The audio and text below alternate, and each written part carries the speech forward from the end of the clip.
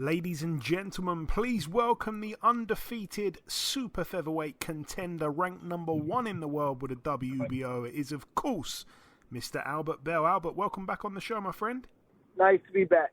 Nice to have you back. So, Albert, we last spoke back in November. At the time, you'd just beaten Jason Valdez, and your next fight after that was this weekend just gone, of course. You boxed former IBF super bantamweight world champion Jonathan Romero, a first-round knockout, and what a knockout it was. Talk me through those 2 minutes it lasted. I don't know. I was just in my zone.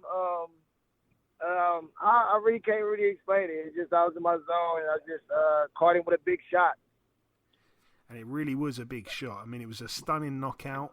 That's the definition, literally, of a scary knockout. It was truly breathtaking, that overhand right. Surely, Albert, that's got to be knockout of your career, surely. Yeah, I believe so. Yeah, most definitely. I think it takes the cake. And talking of knockouts, for a long time you were kind of stuck on like 4 or 5 knockouts. Now you're on a 3-fight stoppage streak. If power was the only thing missing to your game, does this now make you a complete fighter? I would guess so. One other thing I want to touch on, obviously, Albert. Again, we last spoke in November. I thought of you, when the new year turned. Obviously, I thought of your mother, and I had no idea when we scheduled this interview that it would actually be on what would have been your mother's birthday. Albert, how's things been? Because I remember when we did an interview, when it was much fresher. It affected you a lot mentally. You were talking about how you were going to try to use it as motivation going forward. Where are you with it all at the moment? It's just a process, So, some days are tougher than others. Today is one of those days. I just, try to keep letting her legacy live through me, and just doing things I know I will make her proud, So, so it's the same. Just using this motivation and fuel to my fire, just, like I just said, just trying to make her happy and proud of me. Have you done anything particularly special today, for example? Today I'm on my way to Cleveland right now. I'm driving to Cleveland Airport over here because I'm about to fly out to see the Valdez-Wilson fight. So today I went out to visited the grave site, bought her some flowers, and said a prayer over her grave site. Absolutely. God bless. God bless. But yeah, let's move on. Let's move on to the fun side of boxing. I say that very sarcastically, the politics side. Obviously, there's a lot to touch on here. I mean, you're ranked number 1 in the world with a WBO. You and Archie Sharp, who was formerly ranked number 1 with a WBO, who, of course, lost his ranking for no apparent reason. He was still undefeated. He wasn't inactive. Both of you, though, petitioned to the WBO to let you guys fight each other because it seemed, for whatever reason, the champion Navarrete doesn't seem to get fed any mandatories.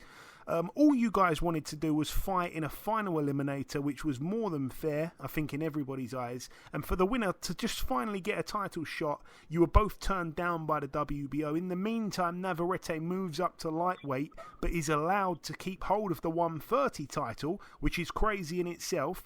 But just this week, they announced that the WBO interim title is now on the line for 2 men that have both already had their shots at Navarrete, Valdez and Liam Wilson. And the winner will probably be elevated to full champion, or at the very worst, get another shot at Navarrete if he does come back down. What the hell is going on, Albert? I wish I could tell you. I have absolutely no idea. Politics, it's insane, it's not making it doesn't make no sense, but I don't know. I mean, that whole situation that I've just described there, I'm guessing, a lot of our listeners probably aren't aren't or weren't aware of that until I explained it there, because obviously Archie's a friend of mine. I kind of know what's going on, but that is right. Everything I've said there, right? That's correct. 100% correct.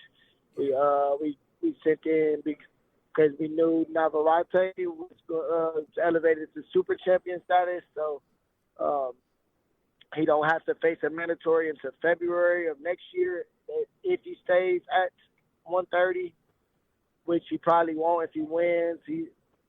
But I don't know. It's just crazy that we got denied. We're both Archie Sharp's 24-0, 27-0, and at the time when we sent the petition in, Sharp was at 3 and I was at 1. I know he slipped down to 5 now, I believe. But at that time, I was 1, he was 3. Makes perfect sense. We had a company that was going to pay the purses. We had TV network. The Zone was going to show it. Everything was lined up perfect, and we got denied for it. So, and then they approved these guys that both already, like you said, had their shots and lost in bad fashions at that. Wilson did good early, but eventually got stopped, and he just brutal fight against Oscar Valdez, and he gets another shot. I don't know. So we going down here now, try to get in some of these, figure something out. Hopefully, we run into Paco and somebody from WBO down here at the fight, and try to get something figured out. Yeah, hopefully. Make sure the video's rolling. Right. Yeah, I mean, I spoke to Archie about 10 minutes ago, and I was just speaking to him just briefly, saying that I'd be speaking to you on the phone. Yeah, it's a bizarre situation, like we say. Obviously, you're both in similar positions. Do you think that because you're both not with... with Top Rank, I think it is fair to say, and maybe because you're both, with smaller promoters, that you're being pushed aside repeatedly, Albert? For sure. I think that has a big part to do with it, but that's the boxing. I mean, that's the game.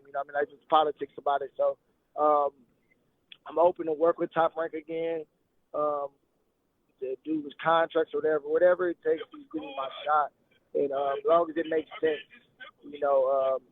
in all aspects.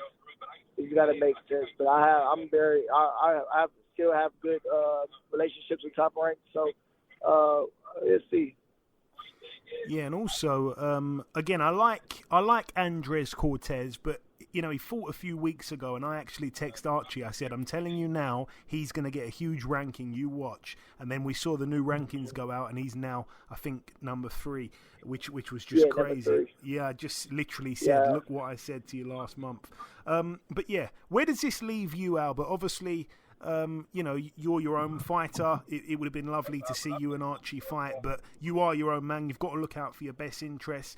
Obviously, it's frustrating. Is there a light at the end of the tunnel? Can you see it at the moment or not? I don't know. I'm just trying to figure it out. That's hopefully I can get the winner of this fight.